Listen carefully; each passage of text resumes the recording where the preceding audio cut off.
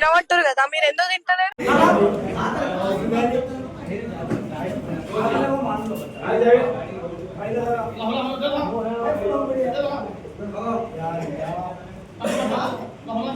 Hi guys, అందరికి ఎలా ఉన్నారు? సో ఎస్టర్డే నేను ఇన్స్టాగ్రామ్ లో ఒక రీల్ అప్లోడ్ చేశాను అనమాట. మేడారం జాతరలో బన్ ఇష్యూ అయింది కదా, కోవా బన్ ఇష్యూ. అందరినీ తినబట్టురు కదా, మీరు ఎందుకు తింటలేరు? అండ్ ఈ వీడియోలో నిన్న జరిగిన మొత్తం ఇష్యూలో కంప్లీట్ పోకిరి లెవెల్ ట్విస్ట్ కూడా ఉంటది. మీకు ఈ వీడియో ఎండ్ లో కల్లా మీకు తెలుస్తుంది. సో దాని మీద అప్లోడ్ చేస్తే చాలా మంది ఫుల్ వీడియో కావాలని చెప్పేసి కామెంట్ లో పెట్టారు. అండ్ చాలా మంది కాల్స్ కూడా చేశారు, డిఎం కూడా చేశారు. ఆ పర్టికులర్ పర్సన్ ఎవరైతే ఉన్నారో ఆ ఊరు నుంచి కూడా చాలా మంది కాల్ చేశారు. పాలు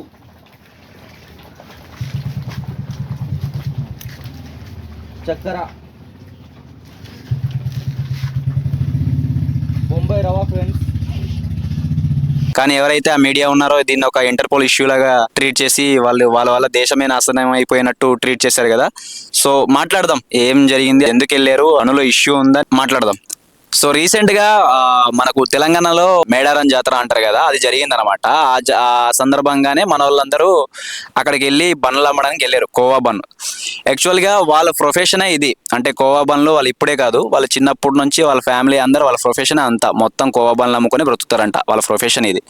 సో ఒక్క తెలంగాణ అనే కాదు, వైజాగ్ అనే కాదు, ఎక్కడ ఒకేషన్ జరిగినా వాళ్ళు అక్కడ వెళ్ళి వాళ్ళ బిజినెస్ చేసుకుంటారు అనమాట. మేడారం జాతర అనేది ఒక 10 to 15 మిలియన్ పాపులేషన్ వస్తారు, డివోట్స్ వస్తారు. కాబట్టి అక్కడ బిజినెస్ బాగా రన్ అవుతుంది అని చెప్పేసి వీళ్ళు అక్కడికి వెళ్ళి అమ్ముకోవడం జరిగింది అనమాట. అదే వీళ్ళు చేసిన తప్పు అనుకుంటా మేబీ. మనం ఏదైతే ఆ వీడియో క్లిప్స్ చూసామో ఇన్స్టాగ్రామ్ లో, ఆ వైట్ కలర్ షర్ట్ వేసుకున్న అతని పేరు షేక్ వెల్లి అనమాట. అతను ఒక ముస్లిం అనమాట. నంద్యాల డిస్టిక్ లో వెలుగోడు అనమాట. ఆ ఊరు వెళ్ళి అక్కడ అదే మండలం, అదే పంచాయతీ, అదే ఊరు అనమాట, వెలుగోడు. సో ఆ ఊర్లో నుంచే వీళ్ళు బండ్లు పట్టుకొని మేడారం జాతరకి వెళ్ళారు, హైదరాబాద్ వెళ్ళారు. అంటే నంద్యాల నుంచి హైదరాబాద్కి వెళ్ళారు అనమాట. వాళ్ళు చాలా ఎమోషనల్ అవుతున్నారు ఈ విషయం మీద. వాళ్ళు చిన్నప్పటి నుంచి ఇదే చేసుకొస్తున్నాం కదన్న, మేము ఎందుకు ఇలా చేస్తాం, మేము ఎందుకు వాళ్ళని మోసం చేస్తాం, మాకు అసలు అవసరం ఏముంది అని చెప్పి అంటున్నారు వాళ్ళు. ఇప్పుడు వీళ్ళు, మీరు ఎక్కడి నుంచి వచ్చారు, మీ బండి ఏది, మీ వెహికల్ ఏది అని అడుగుతున్నారు కదా. వాళ్ళు అక్కడ అంటే వాళ్ళ ఊరు దాటి ఎక్కడ వెళ్ళినా సరే ఒక పెద్ద బండి, దాంతో పాటు లోపల ఇంకో 2 చిన్న బళ్ళు వేసుకెళ్తారు అనమాట. ఎందుకంటే పెద్ద బళ్ళు అయితే లోపలికి ఎలో చేయరు కాబట్టి చిన్న బళ్ళు తీసుకొని వాళ్ళు ఏదైతే బ్రెడ్ అవి ఉన్నాయో, ఆ బండ్లు ఉన్నాయో అవన్నీ తీసుకొని లోపల సందులు తిరిగి అమ్ముకుంటూ ఉంటారు అనమాట. ఆ అన్నయ్య ఎందుకంటే ఆ ఇంటర్వ్యూ చేసే టైంలో ఆ టైమ్ ఆఫ్ పీరియడ్ లో అన్న ఎందుకు మాట్లాడలేకపోయాడు అంటే, సరిగా ఇక్కడ అంతా మిస్కమ్యూనికేట్ అయ్యింది. ఆ అన్న సరిగా మాట్లాడకపోవడం వల్ల వీళ్ళందరూ ఏదో అతను తప్పు చేసిన వాళ్ళలాగా ఆ చుట్టూ మోగేసి అన్ని క్వశ్చన్లు వేసేసరికి అతనికి ఏం మాట్లాడాలో తెలియలేదు ఫస్ట్ ఆఫ్ ఆల్.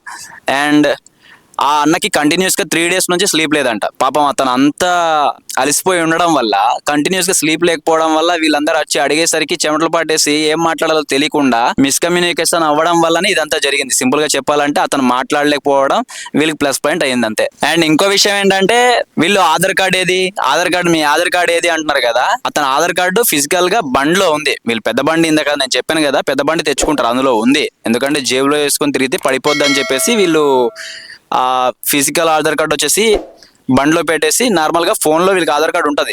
ఇప్పుడు ఈ రోజుల్లో ఎవరు ఫిజికల్ ఆధార్ కార్డు పట్టుకొని తిరుగుతున్నారు బయట? మీ అడిగే వాళ్ళకైనా కొంచెమైనా సెన్స్ ఉందో లేదో నాకు తెలియదు, కానీ ఎవరు ఫిజికల్ ఆధార్ కార్డు పట్టుకొని తిరగట్లేదు బయట. అందరూ సాఫ్ట్ కాపీ ఫోన్లో పెట్టుకొని తిరుగుతున్నారు. సో ఎవరికైనా నీడ్ ఉంటే ఆ టైంలో ఫోన్లో తీసి చూపిస్తారు. ఎందుకంటే అంత నైట్లో వీళ్ళు తిరుగుతున్నప్పుడు వాళ్ళ ఫోన్లో ఛార్జింగ్ లేకపోవడం కూడా పాయింటే.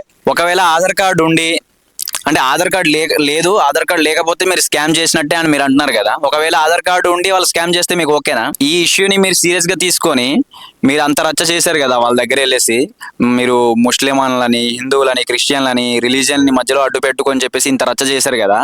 ఇప్పుడు వాళ్ళే వచ్చి పరువు నష్టం కేసు పెడితే మీ మీద, జస్ట్ ఇమాజిన్, మీ ఉన్న పోస్టులు కూడా ఊడిపోద్ది. మీకు నిజంగా అంత దమ్ము ఉంటే, మీకు నిజంగా జర్నలిజం మీద అంత గ్రిప్ ఉంటే, అంత ఫోకస్డ్ గా మీకు విజన్ తో ఉంటే, నేను మీకు ఒక లిస్ట్ అవుట్ చేసి పెడతాను. మీరు దాని మీద ఫోకస్ చేయండి. ఇలాంటి చిల్లర వ్యాపారాల మీద పడి ఏడవడం కాదు. చుట్టూ అంతమంది మోగేస్తున్నారు, ఎవడు రిపోర్టర్ తెలియట్లేదు అందులో. ఒకవేళ నిజంగా అక్కడ తప్పు జరిగింది, వాళ్ళు తప్పు చేశారు అంటే డైరెక్ట్ గా పోలీస్ స్టేషన్ తీసుకెళ్ళండి, కంప్లైంట్ చేయండి. అంతేగాని అంతమంది వచ్చేసి చుట్టుముట్టేసి అన్ని క్వశ్చన్లు అడిగితే అతను ఎవరికి ఆన్సర్ చెప్తాడు? తిరిగి ఇటు ఆన్సర్ చెప్పమంటాడు, ఇంకోటి వచ్చి ఇటు తిరిగి ఇటు ఆన్సర్ చెప్పమంటాడు. నిజంగా తప్పు ఉంటే మీరు ఫైల్ కంప్లైంట్ చేయండి, అంతేగాని వాళ్ళ ప్రొఫెషన్ మీద డిగ్రేడ్ గా మాట్లాడే ఛాన్స్ అసలు ఎవరికి లేదు. ఇంకో విషయం ఏంటంటే అతను పక్క ఊరు నుంచి ఆ ఊరికి వచ్చాడు, అమ్ముకోవడానికి మాత్రమే వచ్చాడు. అండ్ మోర్ ఓవర్ దట్ అతను కంప్లీట్ గా హెల్ప్లెస్. అక్కడ అతను టెరిటరీ కాదు అసలు. మాట్లాడడానికి కానీ ఎవరైనా హెల్ప్ చేస్తారని ఎవరు అనుకోరు. ఇంకా మీరు ఎన్ని ఎలిగేషన్స్ పెడుతుంటే అతను చూస్తూ బిత్తరపోయి మాట్లాడలేకుండా అలా ఉండిపోవడం తప్ప ఏం చేయలేకపోయాడు. ఇంకెవరో హెల్ప్ చేసే ఛాన్సెస్ లేదని చెప్పేసి అలా ఉండిపోయాడు అంతే. మీరు అన్ని క్వశ్చన్లు వేస్తుంటే అలా ఉండిపోవడం తప్ప ఏం చేయలేకపోయాడు అంతే. మీరు వెళ్ళి అక్కడ మీరు ఎందుకు భయపడుతున్నారు? నిజంగా తప్పు చేయకపోతే మీరు భయపడరు కదా, మీరు ఎందుకు భయపడుతున్నారు అని క్వశ్చన్లు అడుగుతున్నారు కదా. అతను క్యారెక్టర్ కొంచెం కామ్ పర్సన్ కాబట్టి అలా ఉన్నారు. నిజానికి అతను ఒక అగ్రెసివ్ పర్సన్ అయితే, అంటే ఏదైతే అది తెలుసుకుందాం అనే అగ్రెసివ్ పర్సన్ అతను అలాంటి క్యాండిడేట్ అయితే మీ పరిస్థితి వేరేలా ఉండదు. అండ్ మార్నింగ్ మన రీల్ చూసి నేను అతన్ని నేనే కాల్ చేద్దాం అనుకున్నాను. ఈ లోపు వాళ్ళే నాకు కాంటాక్ట్ అయ్యారు అనమాట. సో వాళ్ళు కాల్ చేసి మాట్లాడినప్పుడు హిందూ ఏంటి ముస్లిం ఏంటి బ్రదర్, మనం అందరం ఒకటే, చాలా ఎమోషనల్ అయితే చెప్పాడు ఈ విషయం. హిందూ అయితే ఏంటి ముస్లిం అయితే ఏంటి బ్రదర్, మనం అందరం ఒకటే అని చెప్పాడు. చాలా ఎమోషనల్ అయ్యాడు. అట్లీస్ట్ వాడుకున్న బేసిక్ హ్యూమానిటీ కూడా మీకు లేదు. అండ్ ఈ రోజుల్లో ఈ ప్రెష్ రిపోర్టర్స్ వీళ్ళే జనాలకి బలం. ఏమనుకుంటారంటే ప్రజలు, మా వైపు ఏదైనా తప్పు జరిగితే చిన్న వాళ్ళం మేము, మా వైపు ఏదైనా తప్పు జరిగితే మమ్మల్ని రిపోర్టర్స్ వీళ్ళు నిజాలు బయటకు పెట్టి మమ్మల్ని కాపాడతారని అనుకుంటారు వాళ్ళు. కానీ మనం అలా కాదు, కంప్లీట్గా ఆపోజిట్ డైరెక్షన్లో జరిగింది ఇక్కడ. నిజానికి మీరు వాళ్ళని వెళ్ళి అడుగుతున్నారు కదా, where is your Aadhaar card, where is your phone number, where is your vehicle, where are you from, ఇన్ని క్వశ్చన్లు అడుగుతున్నారు కదా. మీరు ఇదే క్వశ్చన్ ఒక పెద్ద రెస్టారెంట్కి పెద్ద వాళ్ళ రెస్టారెంట్ల దగ్గర వెళ్ళి అడుగుతారా? అడగలేరు. ఎందుకంటే మీ వల్ల కాదు అది. నేను ఆల్రెడీ నిన్న ఈ విషయం మన పేజ్లో అనౌన్స్ చేశాను. పెద్ద వాళ్ళ దగ్గర వెళ్ళి మీరు ఇలా మాట్లాడలేరు, చిన్న వాళ్ళ దగ్గరే మీరు బాబు. సో ఆ పర్టికులర్ మేడారం జాతరలో ఎక్కువ బిజినెస్ జరుగుతుందని చెప్పి ఆశపడి వీడు వెళ్ళడం తప్ప నిజానికి వాళ్ళు చేసిన పాపం ఏమీ లేదు. అంటే అక్కడ మేడారం జాతరలో ఒక 10 to 15 million పీపుల్స్ డివోట్స్ వస్తారని చెప్పేసి అక్కడ బిజినెస్ అయితే బాగా జరుగుతుంది అని చెప్పేసి వీళ్ళు అక్కడికి వెళ్ళారు తప్ప వీళ్ళు చేసిన పాపమేం లేదు.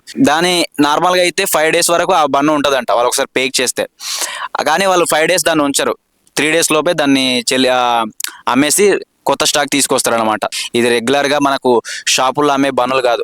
ఎస్పెషల్లీ వాళ్ళు కేవలం దానికోసం అని చెప్పేసి ఆ బన్నులు తయారు చేసుకుంటారంట. సో వాళ్ళ ప్రొఫెషనే ఇది, వాళ్ళు కంప్లీట్గా వాళ్ళ జీవన ఆధారం అది.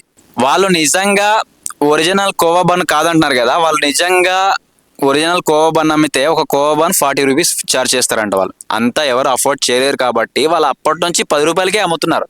ఇదంతా చూస్తే ఆకాశమే నీ హద్రా మూవీలో ఒక హీరో ఒక చిన్న ప్లేస్కి తీసుకెళ్ళి ఎవరో ఒక చిన్న పర్సన్ ఉంటారో ఆ పర్సన్ని తీసుకెళ్ళి ఒక ప్లేస్ దగ్గర తీసుకెళ్ళి అక్కడ సేమ్ దోశ ఇక్కడ సేమ్ దోశ, కాకపోతే ఇక్కడ 20 రూపాయలు అక్కడ 150 రూపాయలు, కానీ టేస్ట్ ఈక్వలే ఉంటుంది. నాకు సేమ్ అదే సీన్ గుర్తొచ్చింది అనమాట. ఇలాంటి వీడియోలు మన దగ్గర నుంచి రెగ్యులర్గా వస్తూనే ఉంటుంది, ఫ్రీక్వెంట్గా వస్తూనే ఉంటుంది. సో మీలో ఎవరైనా కొత్తగా మన ఛానల్కి వచ్చినట్లయితే ప్లీజ్ సబ్స్క్రైబ్ చేసుకుని లైక్ కొట్టేసి ఈ వీడియో మీ ఫ్రెండ్స్ అండ్ ఫ్యామిలీతో షేర్ చేసుకోండి. అందరినీ తినమంటారు కదా, మీరు ఎందుకు తింటారు? ఫస్ట్ ఆఫ్ ఆల్ ఆ అక్క ఒక ర్యాండమ్ పర్సన్, జర్నలిస్ట్ కాదు. సో దీన్ని ఏదో ఇంటర్నేషనల్ ఇష్యూలో ట్రీట్ చేయకుండా వాళ్ళు కూడా చిన్న వ్యాపారస్తులు, వాళ్ళని బ్రతకనియండి. మీలో ఎవరైనా, మళ్ళీ చెప్తున్నా, మీలో ఎవరైనా మన ఛానల్కి కొత్తగా వచ్చినట్లయితే ప్లీజ్ సబ్స్క్రైబ్ చేసుకొని ఫ్రెండ్స్ అండ్ ఫ్యామిలీకి షేర్ చేయండి, హైప్ కూడా కొట్టండి. Thank you one and all. భారతీయుడు సైనింగ్ అవుట్. జై హింద్.